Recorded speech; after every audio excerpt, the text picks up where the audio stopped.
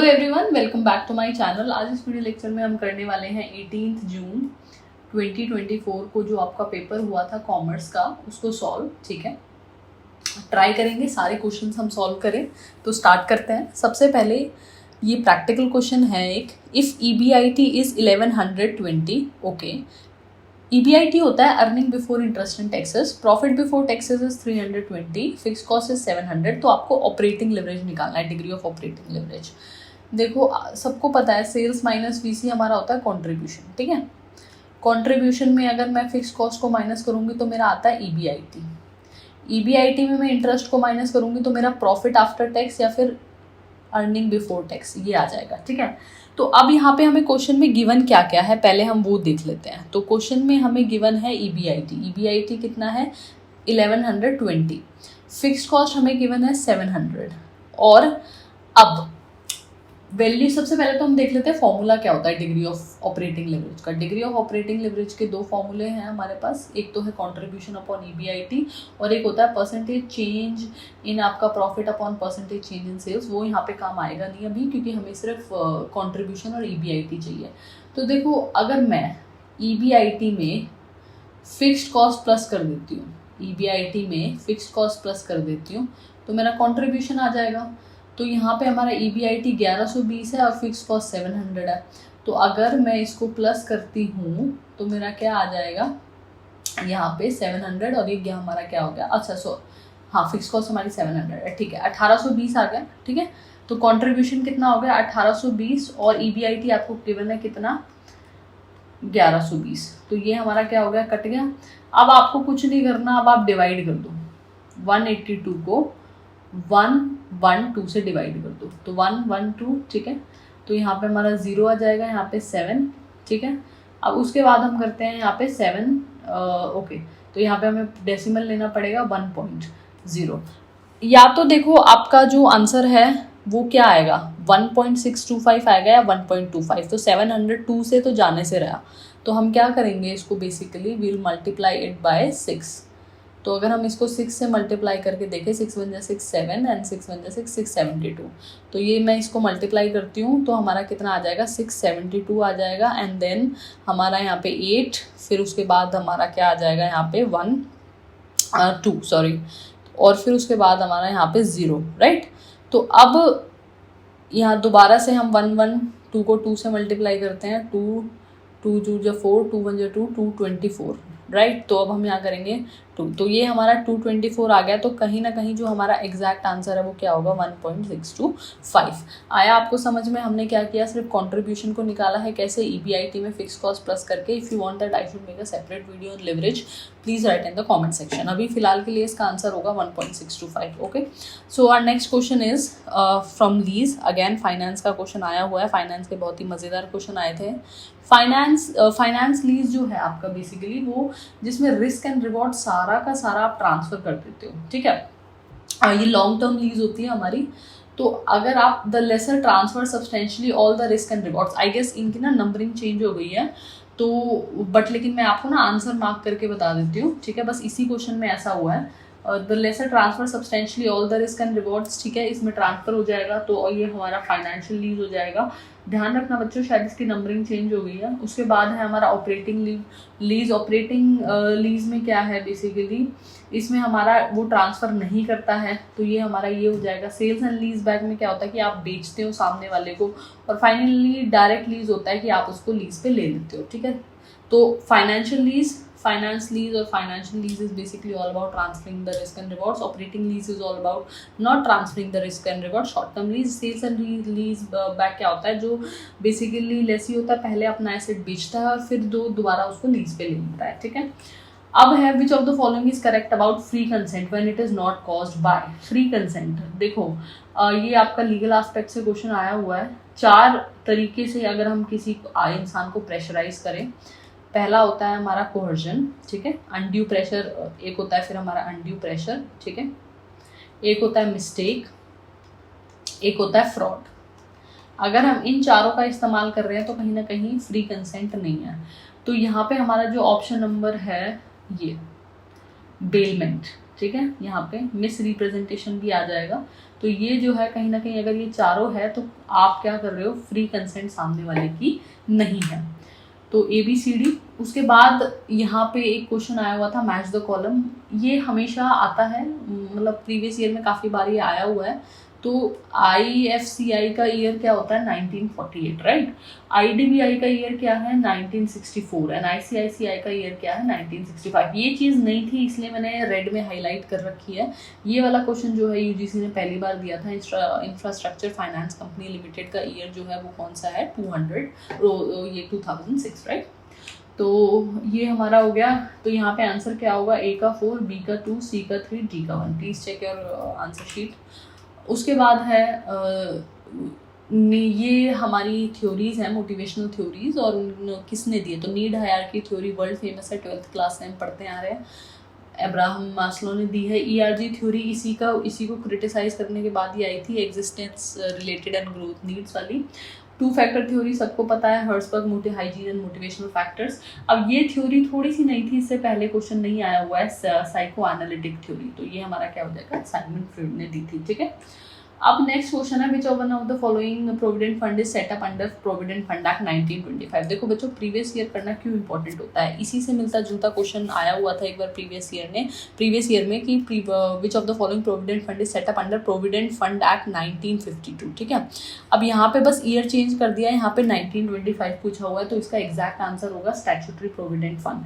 अगर इसका 1952 होता तो रिकॉग्नाइज प्रोविडेंट फंड आता, ठीक है। तो प्रीवियस ईयर करना इसलिए इंपॉर्टेंट है क्योंकि उससे रिलेटेड क्वेश्चन भी आ जाते हैं। तो आई हैव रिटन थोड़ा सा detail, you can check it out. Then we have which one of the following income from house property is not charge to tax. देखो सिंपल सी बात है, जब किसी के पास 2 सेल्फ ऑक्यूपाइड हाउस है तो एक को हम लेट आउट मानते हैं, तो इसमें तो कहीं ना कहीं आपको जो है टैक्स दोगे ही दोगे, तो ये ऑप्शन तो कट हो जाएगा। और बाकी सारे जो ऑप्शन हैं आपके क्या आ जाएंगे, ऑप्शन में आ जाएंगे A, C, D, E। Examination में ही भी आपको इस तरीके से ऑप्शन गिवन थे कि अगर आप ये वाला ऑप्शन काट देते हो तो बाकी सब आपके क्या हो जाएंगे, करेक्ट हो जाएंगे। फिर उसके बाद under section 44AB of the income tax act, audit is compulsory for person is carrying on business whose gross turnover. देखो इसमें एक बार प्रीवियस ईयर में क्वेश्चन आया हुआ था ये भी कि अगर आपका प्रोफेशन से है, प्रोफेशन कर रहे हो कोई, if you are in a certain profession और आपका ग्रॉस टर्नओवर 50 लाख से ज़्यादा है तो आपका ऑडिट होगा। अभी उसकी लिमिट को 75 लाख बढ़ाने की बात चल रही है। और बिजनेस से है तो आपका जो है वो 1 करोड़ होना चाहिए, ठीक है। तो इसका करेक्ट आंसर क्या होगा, 1 crore, right. So let's move forward. Management is the art of getting things done through people. Who said this? तो इन तीनों ने तो नहीं बोला है, ये डेफिनेशन इतनी हमें याद है बट ये हम भूल जाते हैं किसने दिया। तो it was given by Mary Parker Follett. उसके बाद है which one of the following are quantitative. तो ये हमारा क्वांटिटेटिव है, ये हमारा क्वांटिटेटिव है, एंड देन ये हमारा क्या है, क्वांटिटेटिव। तो correct answer is A, B and E, right.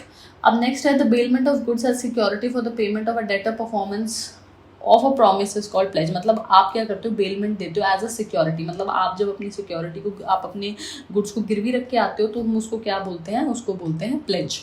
उसके बाद है हु स्टेटेड। अब ये क्वेश्चन मैनेजमेंट से उठ के आया हुआ है एग्जैक्ट, ये मैनेजमेंट के प्रीवियस ईयर से आया हुआ है। आई गेस 2023 में जो आपका मैनेजमेंट का एग्जाम था वहाँ से ये क्वेश्चन आया हुआ है। इसका आंसर होगा आर्मस्ट्रॉन्ग एंड नोटिस, ठीक है। उसके बाद है आपका स्कार्सिटी। ये भी काफ़ी आसान क्वेश्चन था, पेपर इस बार काफ़ी इजी आया था।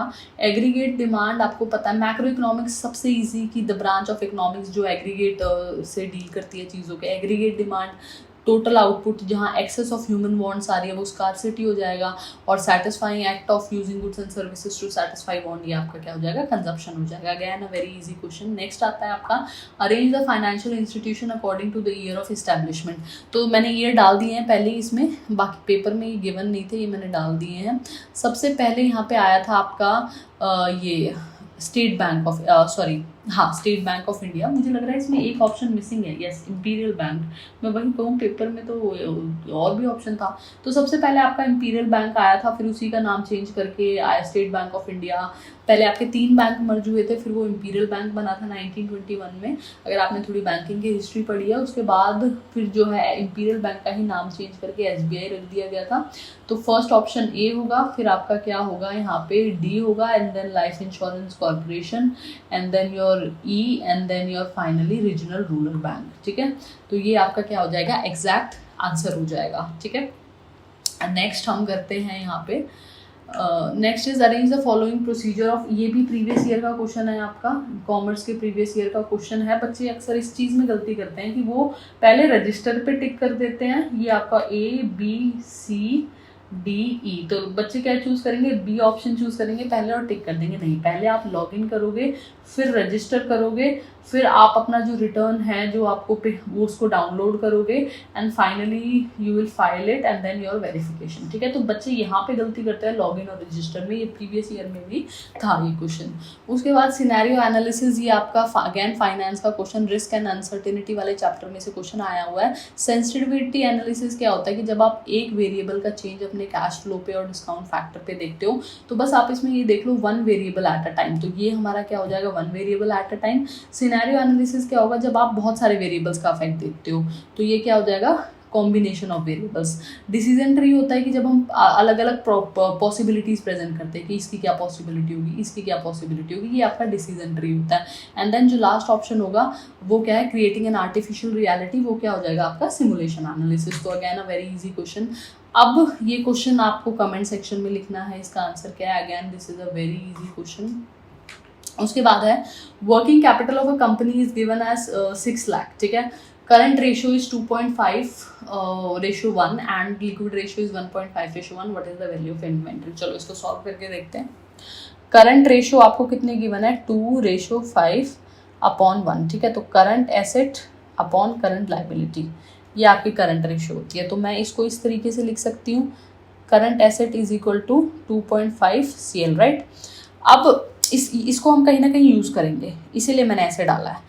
अब वर्किंग कैपिटल का अगर आप फॉर्मूला देखें, वेयर इज़ माय कर्सर, एक सेकेंड, हाँ वर्किंग कैपिटल, यार ये गायब हो गया, मैं अपना रेड वाला ही ले लेती हूँ दोबारा, ओके।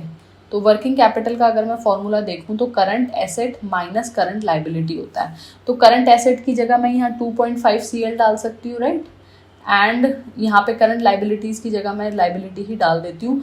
ये वर्किंग कैपिटल आपको कितनी गिवन है, 6 लाख, तो ये कितना हो जाएगा, 6 lakh is equal to 1.5 CL, ठीक है। तो करंट लाइबिलिटी यहाँ पे हमारा 6 लाख और ये 1.5 मल्टीप्लाई में नीचे डिवाइड में आ जाएगा, इंटू में 10, तो ये हमारा किस में जाएगा, 40,000 एंड इंटू 40,000 इंटू 10 आपकी करंट लाइबिलिटीज कितनी आ जाएगी, 4 लाख, ठीक है। आपका यहाँ पे working capital is all about current asset minus current liability. तो your current asset is not given to you and your current liability is 4 lakh, right. And then your working capital is there, so working capital is 6 lakh. How much will be your current asset? It will be 6 lakh plus 4 lakh is equal to 4 lakh is equal to C. So 10 lakh will be your current asset. Now what you have in this question, what you have, let me highlight this. You have current liability 10 lakh, current asset 10 lakh, current liability is your 4 lakh, right, and working capital is your 6 lakh. अब हमें निकालना क्या है, हमें value of inventory निकालनी है। अगर आपने देखा हो तो लिक्विड रेशियो का जो फॉर्मूला होता है वो क्या होता है, करंट लिक्विड एसेट अब यहाँ पे अपॉन में करंट लाइबिलिटी, यही आपका फॉर्मूला होता है। ओके, मैंने एक खाली नहीं छोड़ रखी तो इसी पे हमें कैलकुलेशन करनी पड़ेगी। तो ये लिक्विड एसेट, एक सेकेंड, ओके ये पता नहीं क्या हो रहा है। So liquid asset upon current asset. अब लिक्विड एसेट को मैं ऐसे भी लिख सकती हूँ, current asset minus inventory upon CL, ठीक है, इज इक्वल टू में लिक्विड रेशियो। अब लिक्विड रेशियो आपकी कितनी है, 1.5/1, राइट। करंट एसेट आपके कितने हैं, 10 लाख। इन्वेंट्री आपको गिवन नहीं है, लाइबिलिटी आपकी कितनी है, 4 लाख। तो यहाँ पे 1.5 को अगर आप 4 लाख से इंटू करोगे तो आपका कितना आ जाएगा, 6 लाख आ जाएगा, राइट। और यहाँ पे आपका 10 लाख माइनस ये, तो इन्वेंट्री की वैल्यू कितनी आ जाएगी आपकी, 4 लाख आ जाएगी। तो your correct option will be 4 lakh. Okay, तो मैंने थोड़ा जल्दी कराया है आपके सामने ताकि आपको एक रफ आइडिया आ जाए, क्योंकि अभी हम सिर्फ आंसर्स निकाल रहे हैं।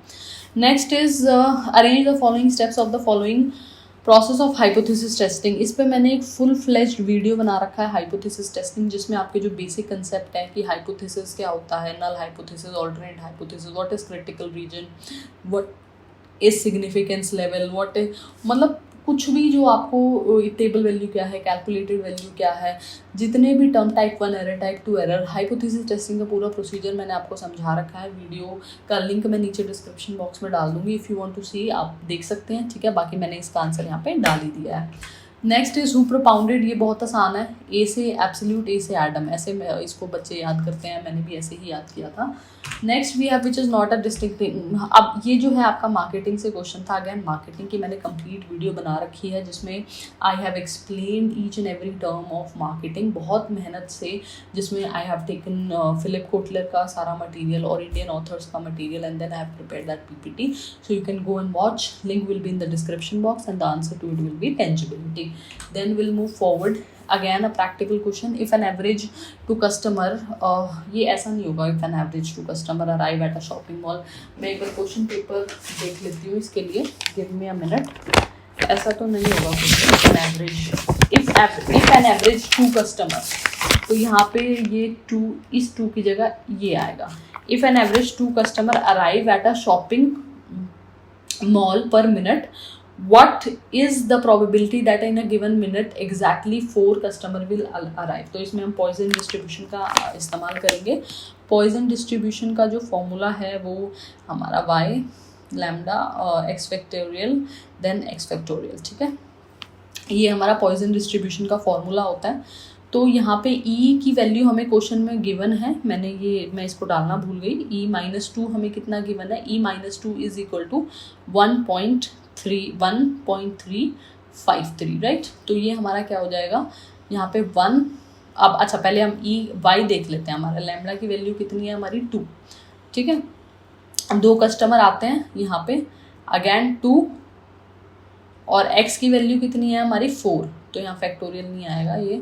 देन x फैक्टोरियल की वैल्यू कितनी है 4, तो यहाँ पे हमारी e2 की जगह हम क्या लिख देंगे 1.3, ये अगेन इंटू में 2 की पावर 4, अगेन यहाँ पे 4 इंटू 3 इंटू 2 इंटू 1, तो 2, अब यहाँ को इसको आप मल्टीप्लाई करो अगर, तो 2 2 जा 4, 4 2 जा 8, 8 2 जा 16, तो 1.53 into 16 into 4 into 3 into 2 into 1, right.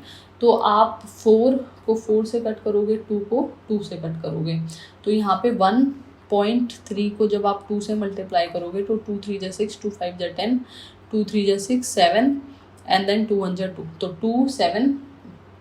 2.706 आएगा। नीचे आपका 3 गिवन है, तो हम इसको करके देख लेते हैं। तो I take a black pen, तो 3 9 जा, डेसिमल अभी फ़िलहाल के लिए हटा देते हैं, 9, ओके, 0, क्योंकि हम यहाँ 0 ही ले रहे हैं। एंड अब देखो यहाँ पे हमारा क्या है 27, ओके 9 नहीं आएगा, अरे ये मैंने क्या किया, ये 0 है, मुझे लगा ये 9 है, 0, अगेन हम 0 ले रहे हैं, देन फिर हम 6 ले रहे हैं, तो 3 2 जा, तो क्या हो जाएगा हमारा, देखो एग्जैक्ट आंसर आया है, बिल्कुल एग्जैक्ट आंसर आया है, so this will be a right answer. So who have given a new school of thought known as principles of management, हम सबको पता है किसने दिए हैं, 14 प्रिंसिपल्स दिए हैं हेनरी फ्योल ने।